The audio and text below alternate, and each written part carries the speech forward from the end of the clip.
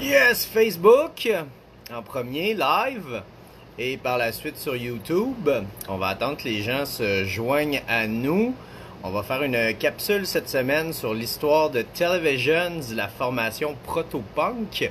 Mais comme vous le savez, là, le temps que les gens se joignent à nous, on va laisser le temps au monde d'arriver. Puis, comme vous le savez, là, on remet toujours par la suite les capsules sur YouTube. Donc, vous le savez, concept, chaque fois qu'on fait une capsule, il y a une bière qui va avec. Donc, salut Guillaume, ça va, man? Bonnes vacances, t'es en vacances? Salut Steph, Madame Bouchard.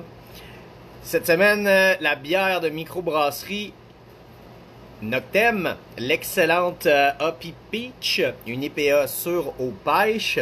Si vous êtes comme moi puis vous tripez pas sur la bière sûre, c'est une belle alternative, c'est pas trop sour. Moi qui n'ai pas un méga amateur des sour, je trouve ça super bon au goût avec les pêches, ça s'équilibre bien.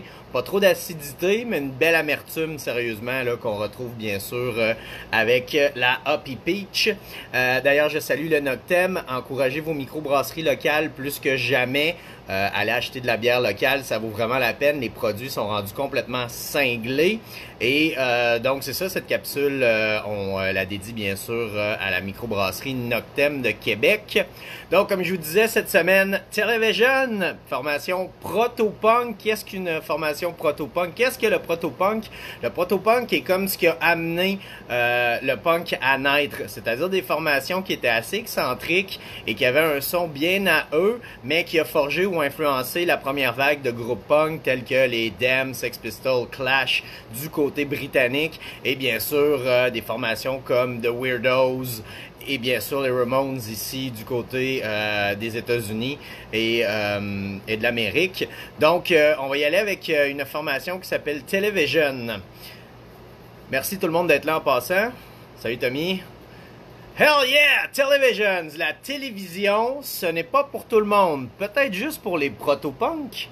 Television est une formation importante au niveau de l'histoire du rock, mais particulièrement celle du punk.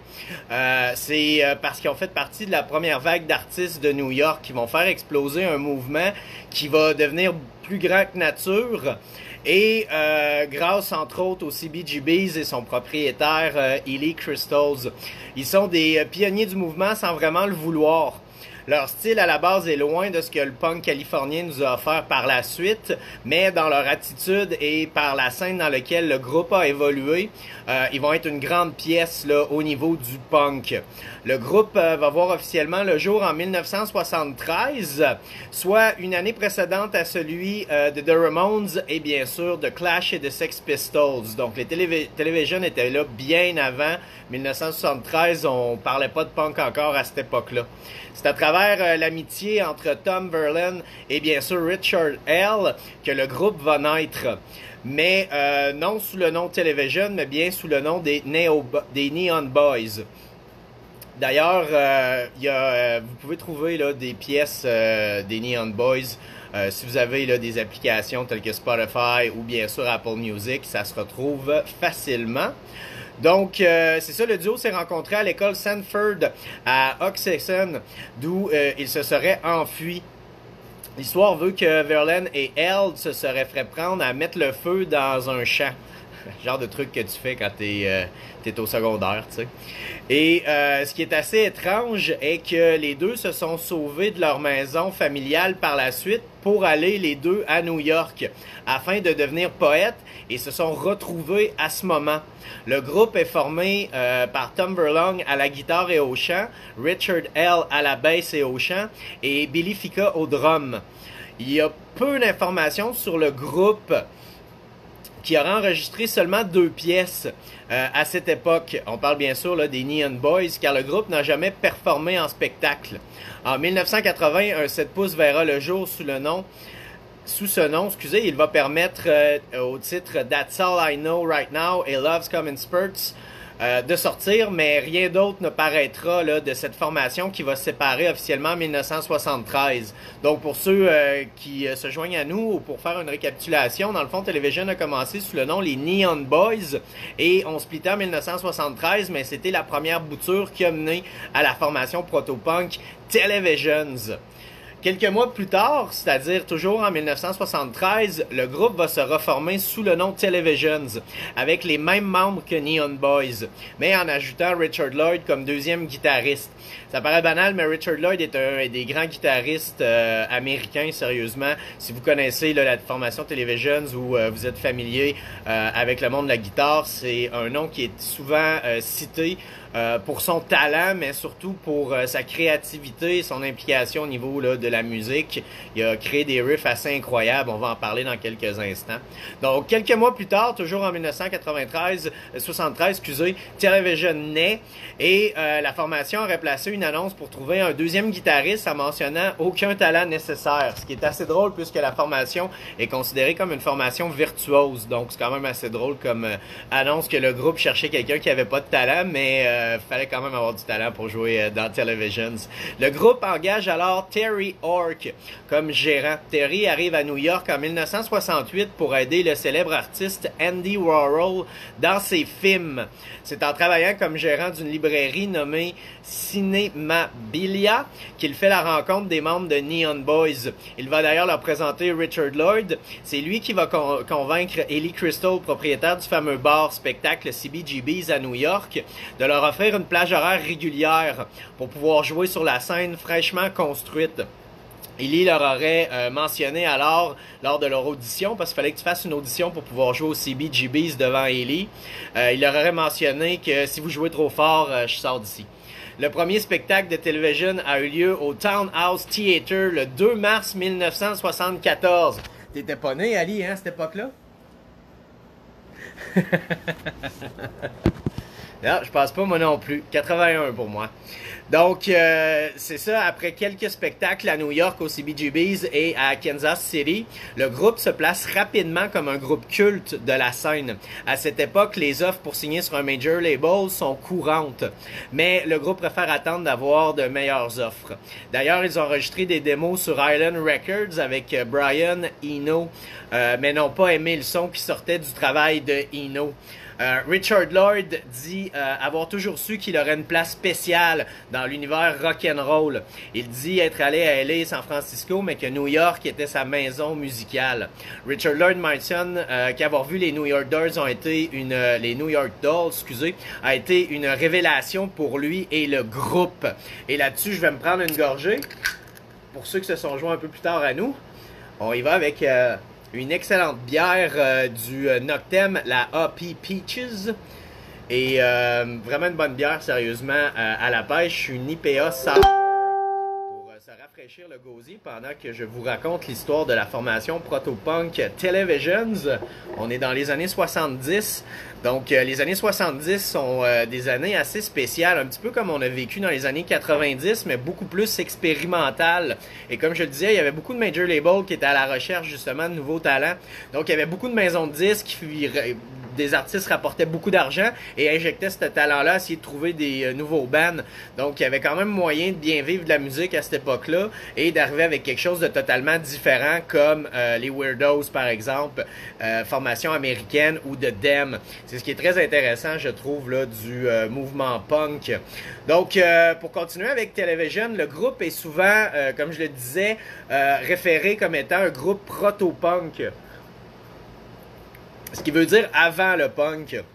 Le proto-punk sont des groupes de garage, dans le fond, qui vont donner la ligne directrice au punk quelques années avant son explosion. Les disputes entre Hell et Verlaine ont commencé autour de l'écriture des pièces, puisque normalement le partage était égal, avec Lloyd qui écrivait à quelques reprises. Il semblerait que tout le monde s'améliorait dans l'écriture et leur façon de jouer de leurs instruments, mais pas Hell. D'ailleurs, Verlaine refusait souvent de jouer les chansons écrites par Hell en spectacle. Toute cette tension a fini par faire partir Hell du groupe. Donc, il a fondé par la suite le groupe de rock The Heartbreakers avec Johnny Thunders, bien sûr, des New York Dolls. Les New York Dolls qui sont une figure importante, bien sûr, du mouvement punk par leur excentricité. La formation a joué beaucoup le côté glam, ce qu'on voit aujourd'hui, peut-être un petit peu moins, mais ce que la Main Street de LA a vu beaucoup, c'est-à-dire les Motley Crue et tous les urban. Mais New York Dolls a joué la carte glam, mais dans le punk rock. Et ils ont influencé un paquet de groupes, dont The Weirdos, Televisions et la deuxième vague, bien sûr, de punk rock. Donc, c'est Fred Smith de la formation Blondie qui va prendre le relais de Richard Hell à la basse pendant une courte période au sein de Television.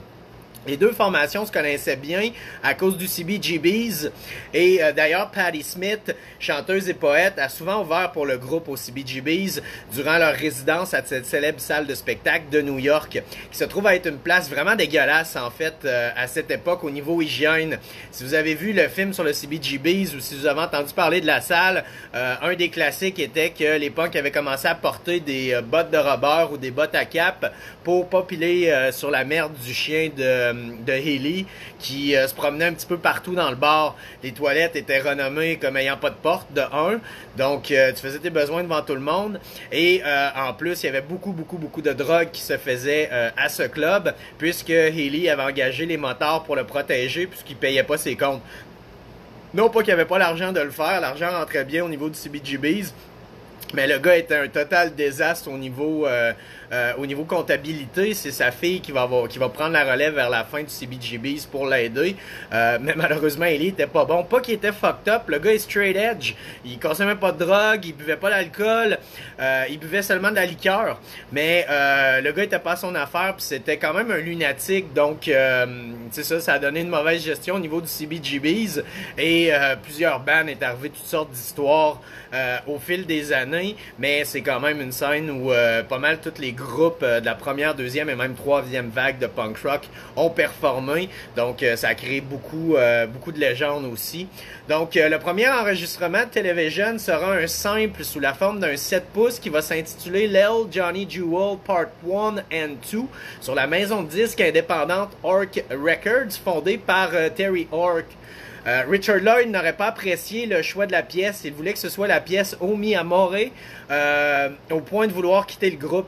Le reste, bien sûr, des membres auraient même auditionné Peter Lafner du groupe Père Ubu pour le remplacer, mais cela n'arrivera jamais. Le groupe est signé en 76 sur Elektra Records sous condition que le groupe engage un technicien de studio reconnu. Le groupe va alors engager Andy Jones qui a travaillé en 1973 sur l'album Goat's Head Soup des Rolling Stones. Si vous connaissez les Rolling Stones, c'est quand même un album marquant de la formation. Donc, il savait qu'il était en bonne main là, en recrutant bien sûr Andy Jones puisqu'il y avait beaucoup d'expérience et il pouvait amener justement ce jeune band qui était Televisions à aller plus loin et peaufiner leur son pour atteindre là, le niveau de virtuosité que les membres avaient en tête.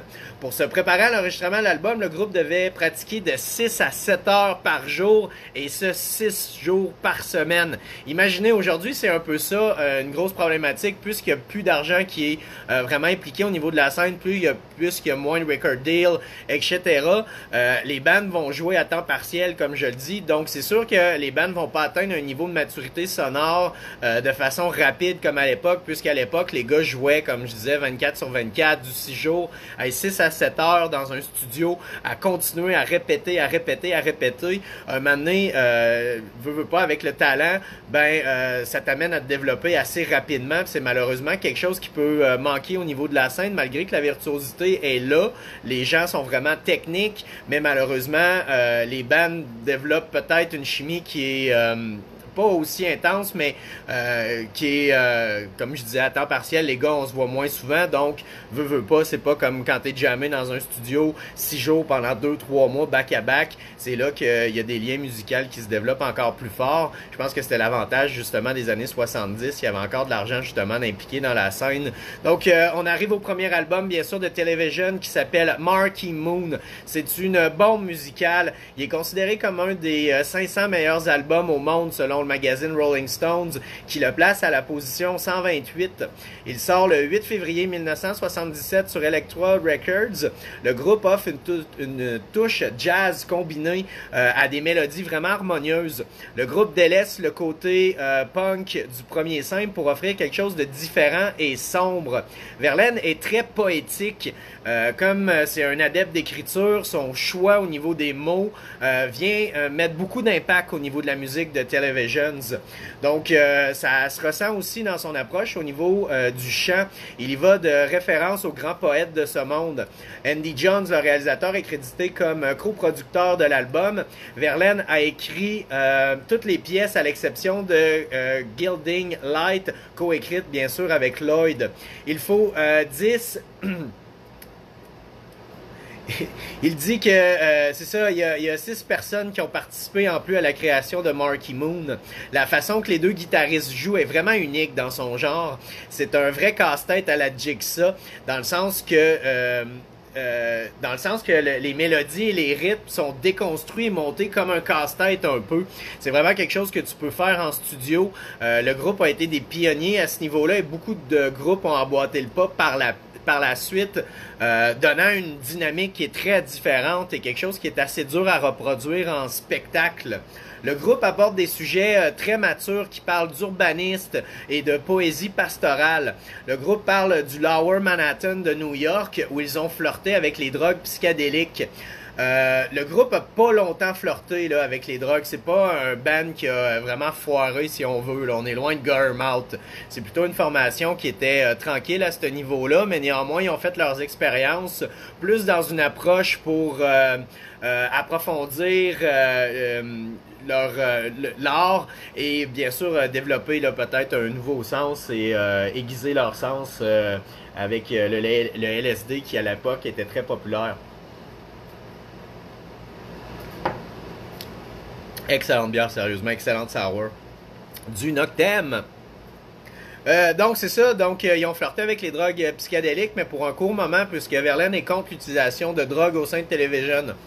C'est pas qu'il est contre que les membres utilisent de la drogue, c'est vraiment juste que quand c'est Television, c'est du travail, donc ça n'a pas d'affaire là.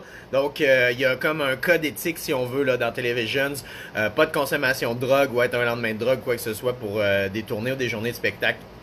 Étrangement, vu que la façon que l'album est construit, cela a attiré quand même un public adepte de drogue pour Television. C'est assez contraste, mais c'est néanmoins ça. La photo prise pour l'album Marquee Moon a été prise par le photographe Robert Mapplethorpe, un artiste spécialisé dans l'autoportrait. Il est connu pour son travail sur la culture BDSM vers la fin des années 60 et au début des années 70. Quand même. Aujourd'hui, c'est quelque chose de courant parce que quand tu vas sur des sites de porn, BDSM, vous savez tout ce que ça veut dire, tu sais. Mais à l'époque des années 60, je pense pas que c'était quelque chose que les gens parlaient couramment. Donc, un photographe a choisi ce type d'art pour créer.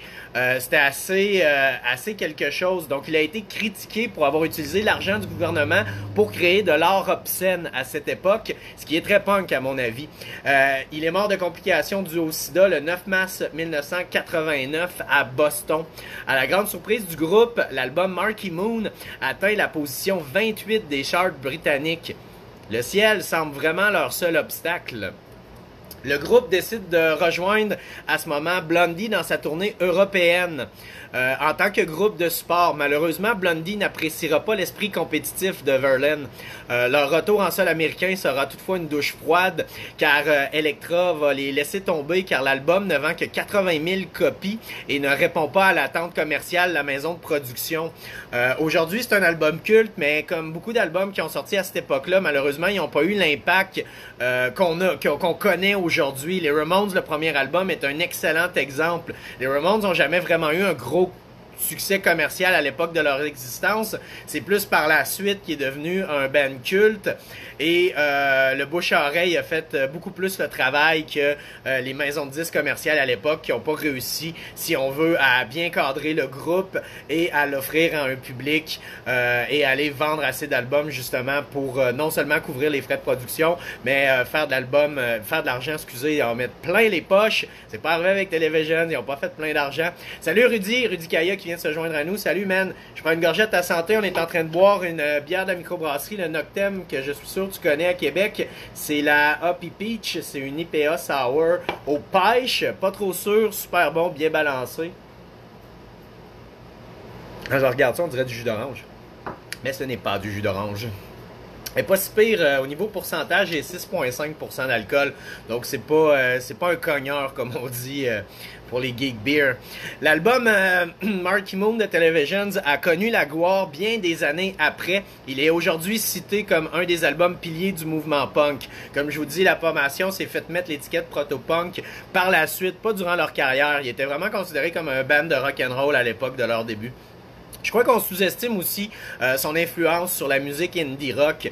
Je dirais que le style poétique de Verlaine se rapproche du romantisme d'aujourd'hui. Cela amène une autre dimension. Si vous écoutez la musique indie, il y a beaucoup de romantisme au niveau de la musique. Donc je pense que c'est des pionniers à ce niveau-là, puisque malgré que la musique est très différente de la musique indie, ils ont comme été des pionniers au niveau de quelques sonorités et comme je le disais, au niveau des paroles. Donc on est en 1978. C'est là que le deuxième album du groupe va sortir sous le nom Adventure. Excusez, je rate ma bière. L'album est intéressant sur plusieurs aspects, dont principalement les paroles encore une fois, mais l'album est moins mordant que Marquee Moon. L'album vend encore moins que le premier album, mais les critiques envers l'album restent quand même positives.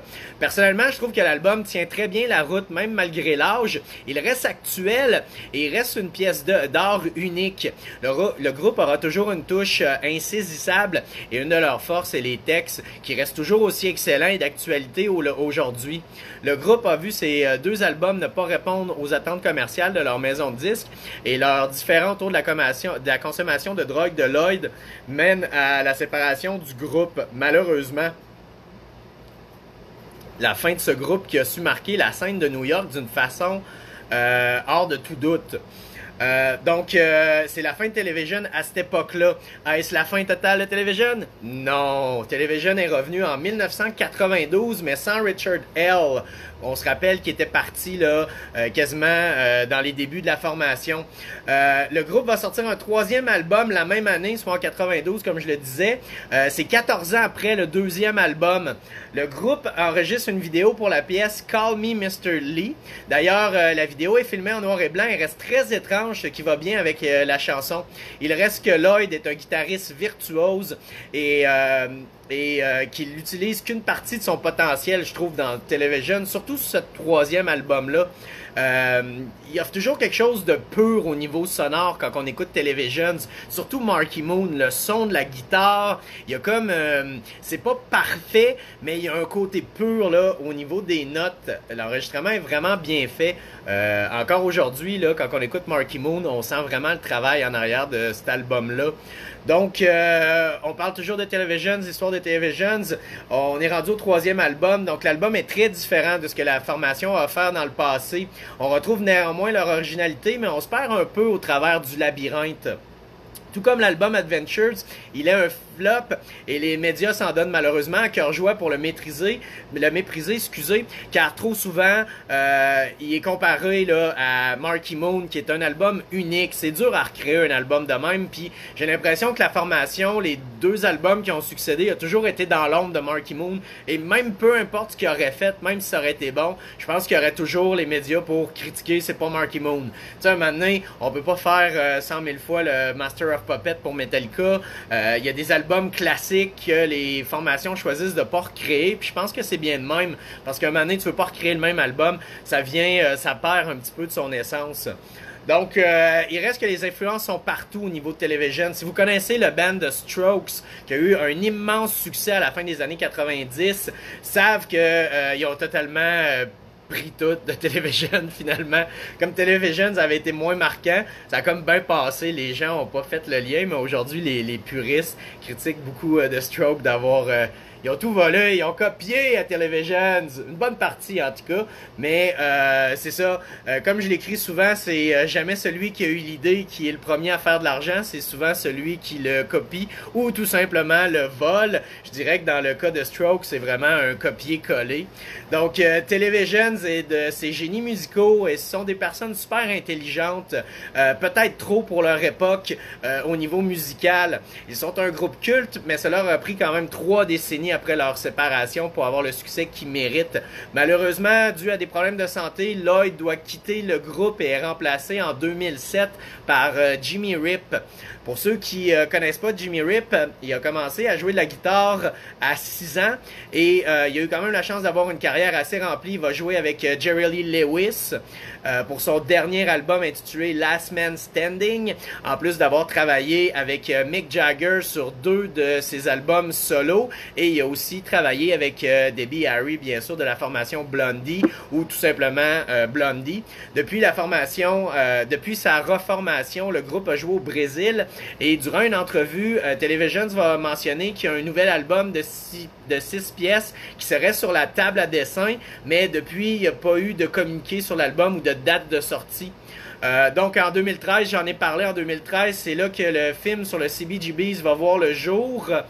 C'est Johnny Galecki qui va jouer le rôle de Terry Ork, dans le film. Terry Ork qui est le gérant bien sûr de Television à cette époque. C'est un excellent film d'ailleurs que je vous conseille fortement.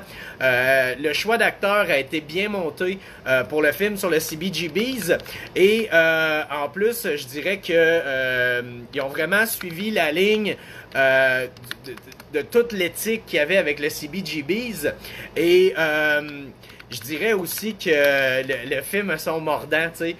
Peut-être que tous les faits ne sont pas là, mais néanmoins, je pense qu'ils ont réussi à recréer là vraiment une partie de l'expérience sur le CBGBs. D'ailleurs, c'est Alan Rickman, qui va jouer Haley. Si vous connaissez pas Alan Rickman, c'est lui qui jouait dans Piège de cristal, le méchant.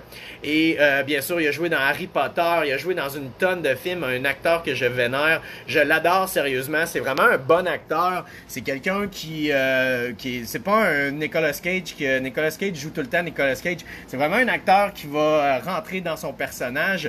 D'ailleurs, si vous avez jamais vu la bande sonore, voici la bande sonore du film.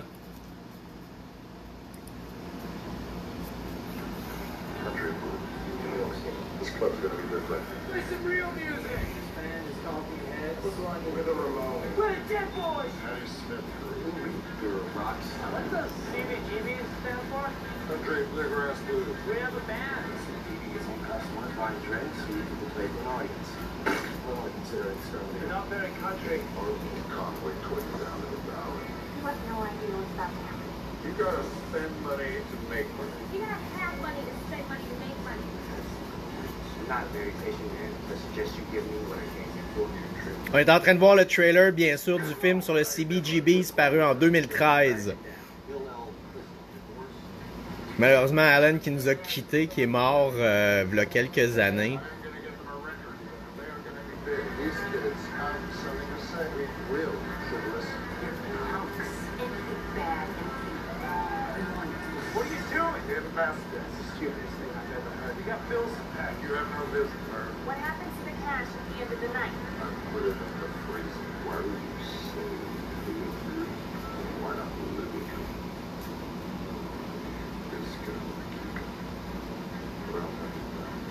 Got 4 songs. I don't want to walk around with you. I don't want to be tamed. I really want to do. We're working on something. Yeah, it's called. I want to stick some glue. Clean those holes. They're disgusting. Your dog is cracking everywhere. You're not a kennel. You're gonna want to clean it. Oh, not a bad guy. You're the electrocuted guy. Double the attendance. CBGB country. Grass lives like the CBGBs! Hell yeah, vous êtes toujours dans, bien sûr, l'histoire de Television. Vous avez vu le trailer sur le film du CBGB's qui se termine, bien sûr, avec la pièce Roxanne's de The Police, qui a joué aussi, bien sûr, au CBGB's. Pour ceux qui contestent que Police a commencé comme un brand de punk, ils ont vraiment commencé comme un groupe de punk. Donc, c'est ça le film qui était paru en 2013. Donc, Television a sorti 3 albums live, soit The Blow Up, paru le 1er janvier 1982. Malheureusement, le son n'est peut-être pas intéressant et à son meilleur auditive. Donc, ça peut vous plonger dans l'univers que Television offrait en prestation live. Donc, il a été le seul enregistrement pendant pendant une longue période de temps, avant que, bien sûr, là, le deuxième album live sorte. C'est sûr que Television, c'est un band live à la base, malgré que Marquee Moon est un album qui est très marquant. Je pense que c'est un band qui est live. J'ai malheureusement jamais eu la chance de les voir. Donc, la deuxième partie de l'album, au niveau du deuxième album, au moment, car la magie entre les deux comparses est très intense entre Lloyd et bien sûr Verlaine. Le troisième album live, quant à lui, est un retour en arrière, puisqu'il avait été enregistré en 1978, mais ça n'avait pas paru. Donc, c'est ça, ça avait jamais vu le jour. Donc, il y avait un bootleg qui circulait en cassette à l'époque, mais le groupe a décidé de le ressortir des années plus tard. Donc, en finale de Television, définitivement plongé dans l'univers de cette formation unique en 2020, offre une perspective très différente de ce que la musique allait offrir à cette époque. Il y aurait eu par la suite beaucoup de formations punk avec des mauvais musiciens, mais grâce à Television, il va y avoir beaucoup de grands musiciens et compositeurs dans le punk, puisque grâce à Marquee Moon, ils ont mis la barre haute au niveau pour la première vague de punk rock à venir. Je pense qu'encore aujourd'hui, la télévision est toujours ouverte à ce jour. Le groupe existe encore. J'aimerais vous remercier sérieusement d'avoir écouté cette histoire de Television. Si vous voulez voir une photo, voici une photo à l'époque. Je peux vous en montrer une autre ici de Televisions. Donc c'est ça, c'est une formation proto-punk qui est très marquante pour la scène new-yorkaise et par la suite pour toute l'histoire du punk rock. Encore une fois, je tiens à vous remercier d'avoir pris le temps, bien sûr, d'écouter cette capsule. D'ailleurs, la prochaine capsule va être sur la formation américaine de Californie, de Los Angeles, de Weirdos, qui font officiellement partie de la première vague punk rock. Vous avez été plusieurs à découvrir la formation avec la série sur Amazon Prime, The Hunters avec Al Pacino. Excellente série, je vous la conseille fortement. Dans le fond, la série retrace l'histoire lorsque le gouvernement américain engageait des scientifiques nazis qui avaient été reconnus dans leur implication dans le génocide justement des Juifs, comme la course avec la Russie pour bien sûr la conquête de l'espace avançait à grands pas et que les Américains étaient perdants sur toute la ligne puisque tous leurs essais ont été voués d'échecs. Ils ont engagé les meilleurs scientifiques nazis pour réussir à avoir un carburant qui leur coûterait moins cher, mais qui pourrait propulser là, la navette, bien sûr, américaine dans l'espace.